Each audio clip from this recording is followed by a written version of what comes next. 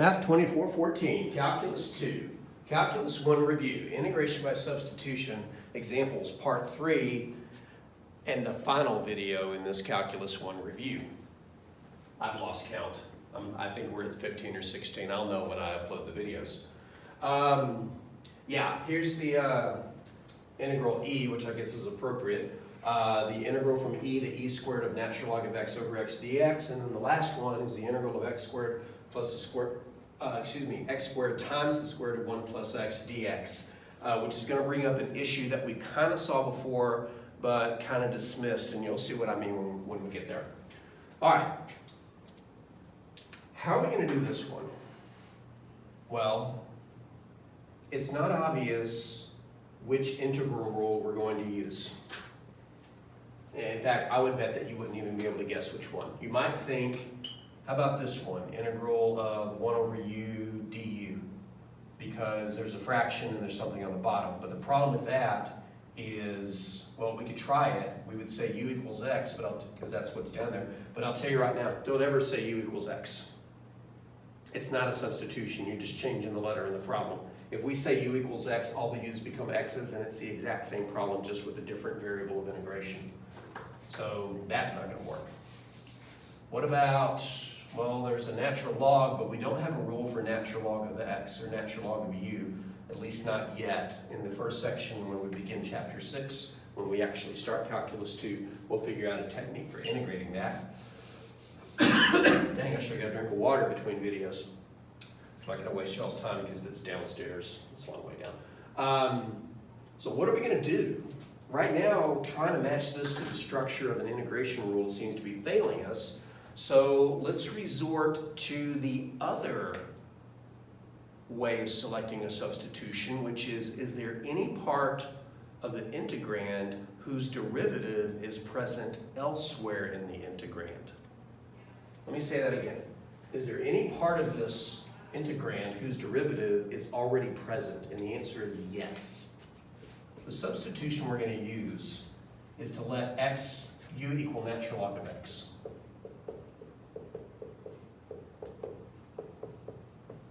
Then du is equal to 1 over x dx. And that may not look like it's important, but there's already a 1 over x here, so when we solve for this, there will be a cancellation. We can solve for it by multiplying both sides by x, and that would give us dx equals x du. So when we park this here, that x will cancel that x. That's why looking for a part of the integrand whose derivative is already present is a good idea, because when you solve for dx, those matching pieces will cancel. All right, so oh, wait a minute, we're doing a definite integral. Let's go ahead and change the limits of integration. Let's do the upper one first. If x equals e squared, then what will u equal? U will equal the natural log of e squared. And without reteaching an entire college algebra section on logarithms, a logarithm asks you what power turns the base into the argument.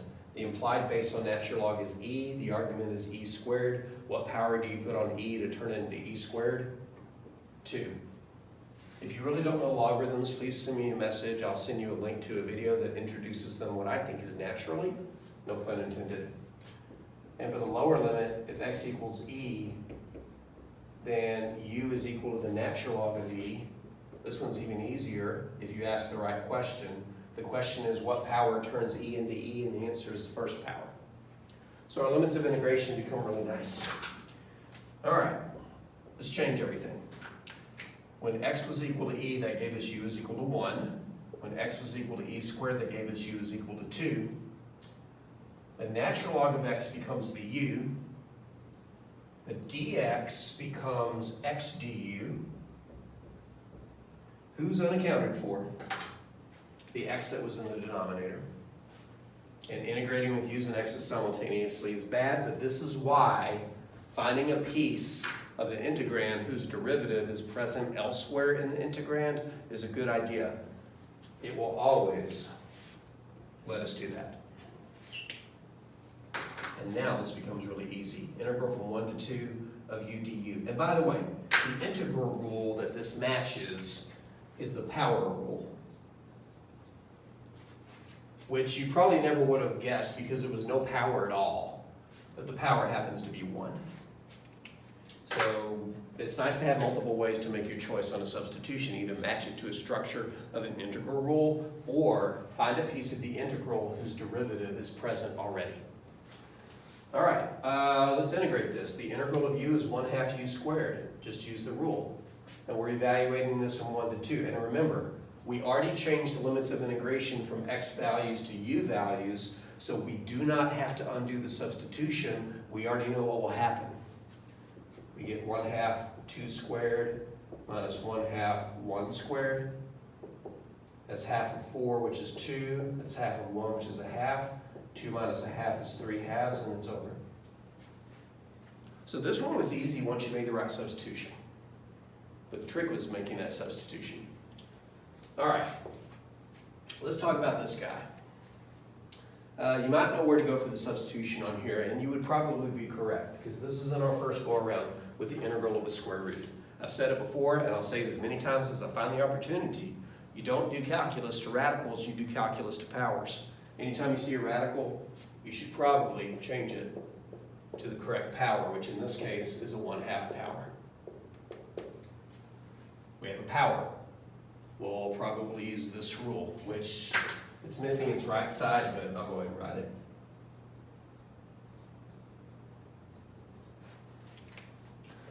So if we're going to use that rule, then the u should be something that has a power on it, but who has a power? Well, there's two guys.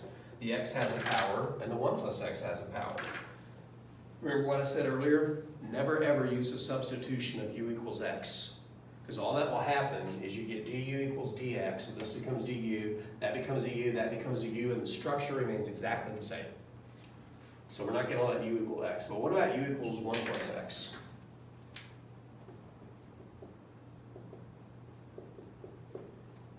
I'm going to move this over here.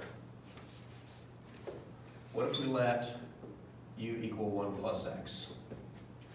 Then du equals dx. Okay, it's not bad for du equal to dx. It's just bad for u to equal x, because absolutely nothing changes. All right, let's take inventory. The 1 plus x will become a u. So this guy becomes a u. He's in print, wrong color. He becomes a u to the 1/2. The dx becomes du. dx was already solved for. So who is unaccounted for? The x squared. And guess what? There's not a thing that'll cancel it. Does that mean we can't do this integral? No. That just means there's a move I haven't shown you. If you choose a substitution, and some of the x's, excuse me, I made a mistake here. It's not a mistake, it's just a move I didn't do. dx does equal dx, but we were using this to change it to du. If you're doing a substitution and an x survives, unlike over here where they didn't, that doesn't necessarily mean you went down the wrong path, because there is one more move you can consider.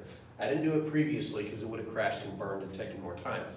But if there is a straight x, and I think this is worth writing in red, if you still have x's, which I do, try solving the substitution for x.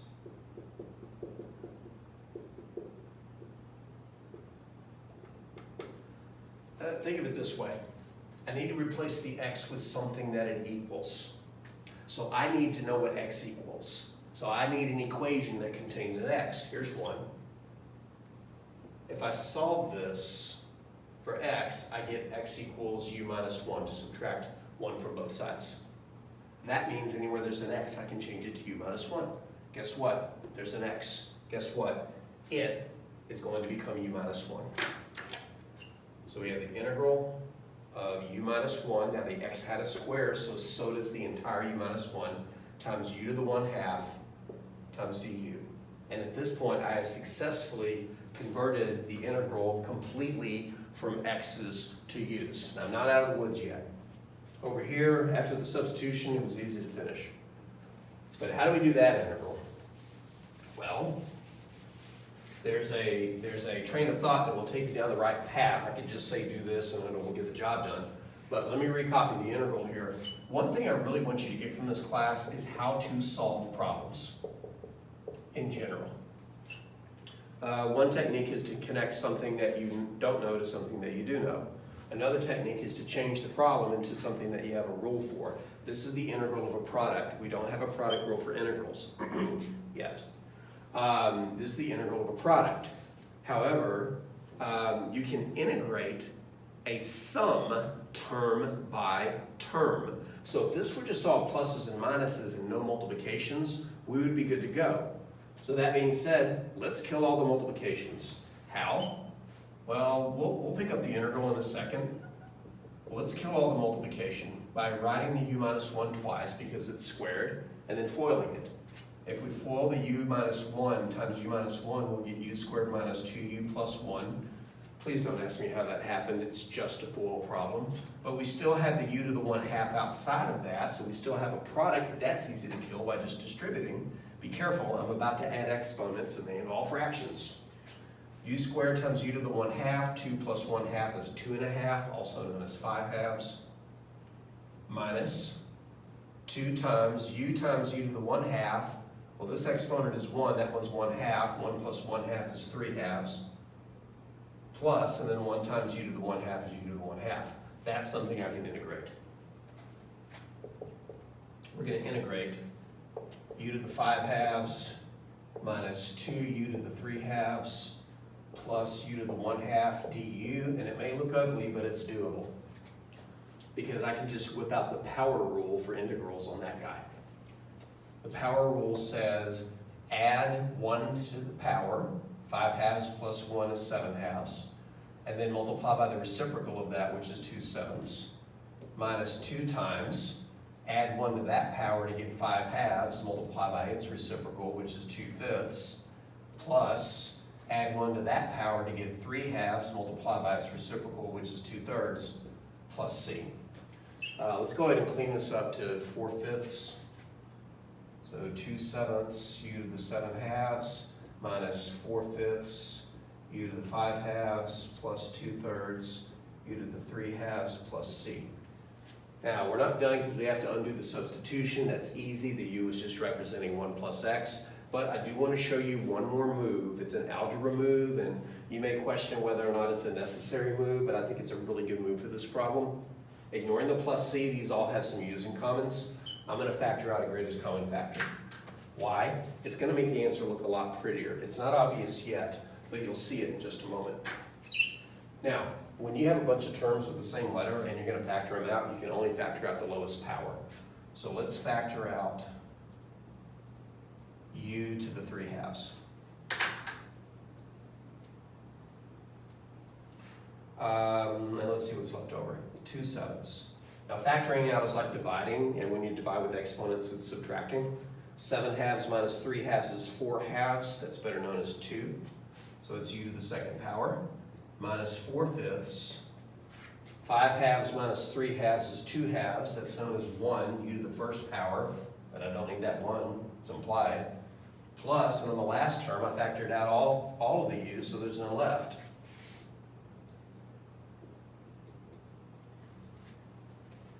So what does that give us? Well, let's undo the substitution. U is equal to 1 plus x. So we have 1 plus x to the 3/2. And then we have 2/7 times 1 plus x squared minus 4/5 times 1 plus x plus 2/3 plus c. Is that the best answer? Well, I would argue it's not. We're done with substitution, don't need that. I would answer it's not. Why? Because in this parentheses, we've got things that can be busted open and like terms that can be combined. This can be FOILed, the 2/7 can be distributed, the negative 4/5 can be distributed, and then everything can be, we can combine like terms. And if you're thinking, that's hard, that's a lot of work, then my reply is, you are in calculus 2.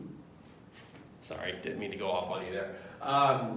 Yeah, is it messy? Absolutely. But I want you to ask yourself what you plan on doing with, why are you in Calculus 2? Are you a math major? Then this is nothing. Are you an applied person, physicist, engineer, biologist, whatever? If you're a physicist and engineer, this type of math, the whole thing, by the time you get to the end, baby stuff.